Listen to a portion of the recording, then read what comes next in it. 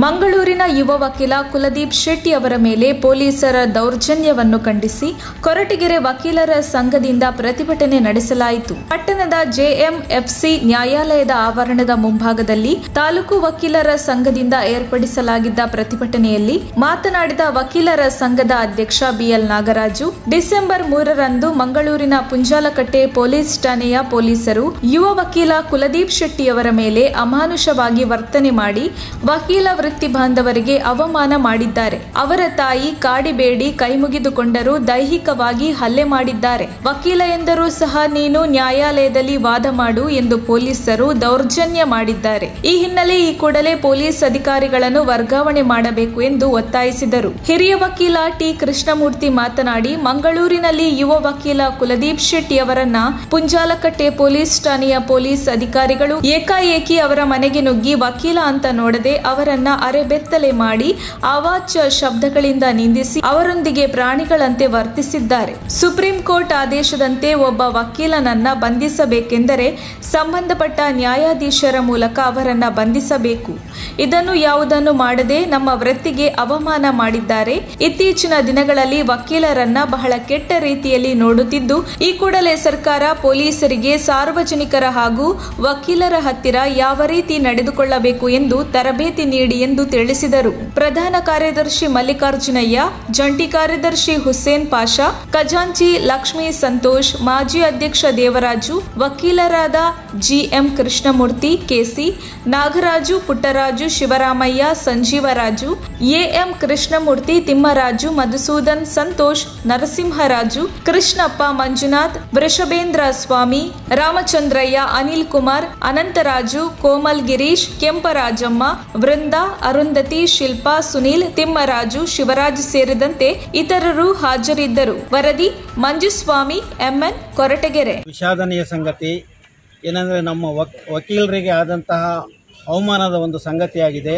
ಯಾಕೆಂದರೆ ಒಬ್ಬ ಯುವ ವಕೀಲ ಮಂಗಳೂರಿನಲ್ಲಿ ಪ್ರಾಕ್ಟೀಸ್ ಮಾಡ್ತಾ ಇರೋಂತಹ ಒಬ್ಬ ಯುವ ವಕೀಲನಾದಂತಹ ಕುಲದೀಪ್ ಶೆಟ್ಟಿ ಅವರಿಗೆ ಇದು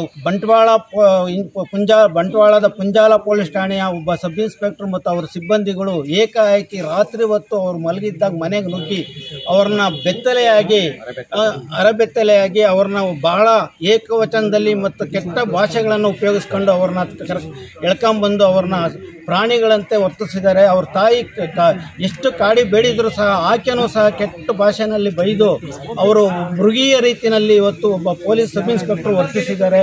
ಅಂಥ ಒಂದು ದುರ್ನಡತೆಯನ್ನು ನಮ್ಮ ಒಂದು ಇವತ್ತು ಏನಾಗಿದೆ ಅಂದರೆ ನಮ್ಮ ವಕೀಲರಿಗೆ ಎಲ್ಲೂ ಸಹ ಇವತ್ತು ಪ್ರೊಟೆಕ್ಷನ್ ಇಲ್ಲ. ಯಾಕೆಂದರೆ ಯಾರಾದರೂ ಒಬ್ಬ ಗೌರ್ಮೆಂಟ್ ಅಧಿಕಾರಿಯನ್ನು ನಾವು ಬಂಧಿಸಬೇಕಾದ್ರೆ ಅವ್ರು ಎಂಥದೇ ತಪ್ಪು ಮಾಡಿದ್ರು ಬಂಧಿಸಬೇಕಾದ್ರೆ ಅವ್ರ ಮೇಲಧಿಕಾರಿಯ ಪರ್ಮಿಷನ್ ತಗೋಬೇಕಾಗ್ತೈತೆ. ನಮ್ಮಲ್ಲೂ as per supreme court guidelines ಪ್ರಕಾರ ಸಂಬಂಧಪಟ್ಟ ಜಡ್ಜ್ಗಳ ಮೂಲಕ ನಾವು ವಕೀಲರನ್ನ ಅರೆಸ್ಟ್ ಮಾಡಬೇಕಾದ್ರೆ ಪರ್ಮಿಷನ್ ತಗೊಬೇಕಾಗಿತ್ತು. ಇಲ್ಲಿ ಅದು ಆಗಿಲ್ಲ. ಇದು ಕೇವಲ ಎಲ್ಲ ಸ್ಟೇಷನ್ಗಳಲ್ಲೂ ಇದು ಬೆಳಗಾದ್ರೆ ನಾವು ನೋಡ್ತಾ ಇರ್ತೀವಿ, ಈ ಒಂದು ವಕೀಲರನ್ನ ಭಾಳ ಕೆಟ್ಟದಾಗಿ ನೋಡ್ಕೊತಾ ಇದ್ದಾರೆ. ಅದರಿಂದ ನಾವು ಒತ್ತಾಯ ಮಾಡೋದೇನೆಂದರೆ ಸರ್ಕಾರಕ್ಕೆ ಪೊಲೀಸ್ನವರಿಗೆ ಮೊದಲು ಅವರಿಗೆ ಯಾವ ರೀತಿ ಇರಬೇಕು, ಜನಸಾಮಾನ್ಯರನ್ನು ಯಾವ ರೀತಿ ಕಾಣಬೇಕು, ಅವರಲ್ಲಿ ಯಾವ ರೀತಿ ನಡ್ಕೊಳ್ಬೇಕು ಅನ್ನೋ ಒಂದು ಟ್ರೈನಿಂಗ್ ಅವ್ರು ಮೊದಲು ಕೊಡಬೇಕಾಗ್ತೈತೆ. ಮತ್ತು ನಮ್ಮ ಅಡ್ವೊಕೇಟ್ಸ್ ಕಾನೂನು ಏನಿದೆ ಅದನ್ನು ಈಗ ಜಾರಿಗೆ ತರಬೇಕಾಗ್ತೈತೆ ಅಂತ ಈ ಮೂಲಕ ನಾನು ಒತ್ತಾಯ ಮಾಡ್ತಾ ಇದ್ದೀನಿ. ಜೈ ಹಿಂದ್, ಜೈ ಕರ್ನಾಟಕ. ದಿನಾಂಕ 3/12/2022 ಬಂಟ್ವಾಳದ ಪುಂಜಾಲಕಟ್ಟೆ ಪೊಲೀಸ್ ಠಾಣೆಯ ಸಬ್ ಇನ್ಸ್ಪೆಕ್ಟರ್ ಅವರ ಸಿಬ್ಬಂದಿ ಸೇರಿ ಆ ದಿನ ಒಬ್ಬ ಅಲ್ಲಿನ ಯುವ ವಕೀಲರಾದಂಥ ಅವರ ಹೆಸರು ನೆನಪಿಲ್ಲ, ಆ ಯುವ ವಕೀಲರನ್ನು ಅಮಾನೀಯವಾಗಿ ಏಕಾಏಕಿ ರಾತ್ರೋರಾತ್ರಿ ಒಂದು ಶರ್ಟನ್ನು ಕೊಡದೆ, ಅಂದರೆ ಬರೀ ಮೈಯಲ್ಲಿ ಅವ್ರನ್ನ ದಸ್ತಗಿರಿ ಮಾಡುವ ಮೂಲಕ ಯಾವುದೇ ಕಾರಣ ತಿಳಿಸದೆ ಅವರ ಮೇಲೆ ಹಲ್ಲೆ ಮಾಡುವ ಮೂಲಕ ಅವ್ರನ್ನ ಅರೆಸ್ಟ್ ಮಾಡಿದ್ದಾರೆ.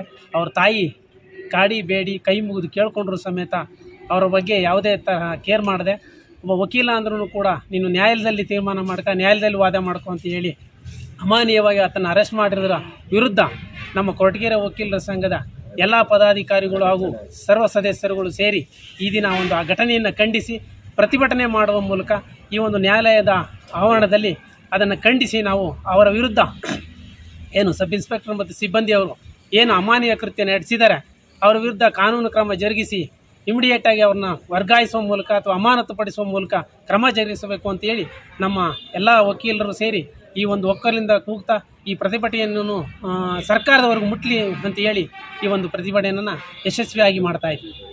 ಮತ್ತು ಮತ್ತೊಂದು ವಿಚಾರ ಅಂದರೆ ವಕೀಲರಿಗೆ ರಕ್ಷಣೆಗೋಸ್ಕರ ಒಂದು ವಕೀಲರ ಕಾಯ್ದೆಯನ್ನು ಜಾರಿಗೆ ತರಬೇಕು ಅಂತ